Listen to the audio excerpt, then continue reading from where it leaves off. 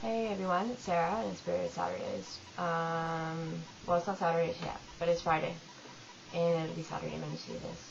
I'm sorry for my really boring background. It's it's my really classy air conditioner with the dryer tube, and we're definitely gonna have to get some pictures up there. I think some inspirational pictures. But in the meantime, I didn't get to make my video last week because I was really busy and really stressed out. So I'm going to make 2 this week, which is very cool because I liked the topic last week. And it's about surviving suicide. And suicide's a tricky thing to talk about. It's very, very taboo in our society, and it's everybody just wants to look away from it. Depending on who you ask, I myself have attempted suicide between 2 and 7 times. Some of that I group into parasuicidal behavior or suicidal gestures rather than actual suicidal behavior. But I have felt suicidal, and I have felt like that's the only option.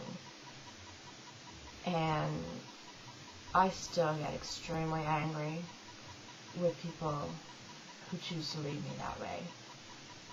Especially if they don't give me the chance to talk them out of it, especially if they don't give me the chance to say goodbye. I've had 2 friends successfully commit suicide, and many others attempt suicide, and I get angry, and I think that it's very selfish. And if that's the way I feel about it, and I can relate to feeling that desperate and to feeling that alone and that much in despair that I would take that as an option, I can't even begin to imagine how people who don't understand it feel. And it's just so important to remember that suicide is an act of desperation. It's not an act of malice. It's not an act of contempt. Not an act of revenge. It's always an act of desperation. I have not ever met anyone in the world who would choose to die over choose to fix their life. So it's always very important to remember it's not personal. Never was, and never will be. And it's really important to remember that a lot of these people have distortions that are so out of this world that they really do feel like they're doing the world a favor when they leave. They really do feel like that's the least selfish option. They really do feel like they're relieving some kind of burden off of you. And, in some cases, the really sad thing is they believe they're doing you a favor. No matter what you tell them. So it's really important to not take it personally. You can be sad, you can feel guilty badly, but don't ever feel guilty. A lot of times people get stuck in this dynamic of, well, I should have been enough to keep them here. They should have loved me enough to want to stay alive for me. I should have been able to give them enough to stay alive for. And that's just, not only does that develop some sick, massively dysfunctional codependency, it's putting responsibility on you that's not yours. And it's very important not to do that. When someone is bound and determined to commit suicide, they will succeed. There's nothing in the world that will stop them. And to pretend that there is not fair to you or to anybody else when they take on that responsibility. And I'm really adamant about that. A lot of times when people commit suicide, it's not considered as legitimate or as significant or as deserving of grief and of attention when they die, because suicide is a sin and taking your life is a sin. I don't believe that suicide is a sin. I believe that the circumstances that lead someone to consider that option is what's sinful about the whole thing. The fact that they're is so much terrible in our world that someone would consider leaving it because that's the only option they see, is what's really tragic, not the actual act of taking one's life. You know, I believe in a God that's forgiving, and I think that I think that my God would forgive most people for taking their life. But it doesn't make it any easier for the rest of us. And it's really, really important that you not let that sort of societal judgment on people who attempt suicide and the people who take their own life sort of rule how you deal with the death of your loved one. You know, they're still gone. You're still going to miss them. You know, the moment they chose to take their life is one moment in their life. They had an entire lifetime of other moments, and those are the moments we're celebrating, rather than being ashamed or being embarrassed or trying to sort of get around the fact that someone would actually do this. Just forget that. It's something that's not understandable. So instead, spend time celebrating this individual's life, because there's so much there to celebrate. And then celebrate your own resilience. Surviving suicide is very, very hard to do.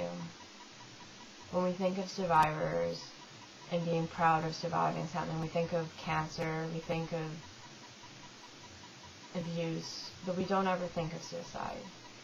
Surviving suicide is really coming to terms with the fact that someone you love chose to leave you and to leave the world behind because they were so sad and they were so lost and so desperate, and that you couldn't touch them and you couldn't be there for them. To survive that is extraordinary. That's the strength that takes is just unbelievable. And it's really, really important that you acknowledge that in yourself and that you give credit to yourself for that. So celebrate your loved one's life, all of the moments of their life, aside from the one moment they chose to make a decision, perhaps rashly, and then celebrate your own resilience when you manage to come out on the other side of this a better and stronger person, because you will. And then the other thing too is that I have a list, and I started it probably about 4 years ago, and it's got a number of people on it that won't ever see recovery. They won't ever see a meaningful recovery, either because they died of the consequences of eating disorders, or because they've successfully committed suicide. And unfortunately that list grows longer each year, but at the same time, I use it to inspire me. I'm getting goosebumps now. I use it instead. Even if I don't deserve recovery, the people on my list did. And they absolutely deserve to be happy. Even if I don't ever deserve to be happy, they do. And so when I recover, and when I'm happy, and when I seek happiness, I seek it for them. You know, I almost pray and hope that they'll live vicariously through me and get to experience recovery and get to experience happiness and contentment through my recovery, because they never got a chance to do it on their own. And yes, it's a very sad list, but at the same time, it's beautifully inspiring, and it's very healing and very cathartic, and it just goes back to remembering that they were people first before they were statistics, and that that's important to me, and that it's important to me that I remember that. So yes, my list. Start a list of your own, and remember that moving on is not a sin. Moving on is not an insult. And remember, goodbye is not a loss. Goodbye is a compliment. Goodbye is, you mean so much to me. I love you so much. I think so highly of you that I'm going to miss you when you're gone. And that is just a really beautiful thing. And it's really important to remember the beauty in it before we remember that beauty is quote-unquote gone. And it is not, of course, because you can remember it all the time. Anyway, that's it for this video. I will see you in like 2 minutes with my next one. Take care, everybody. Bye.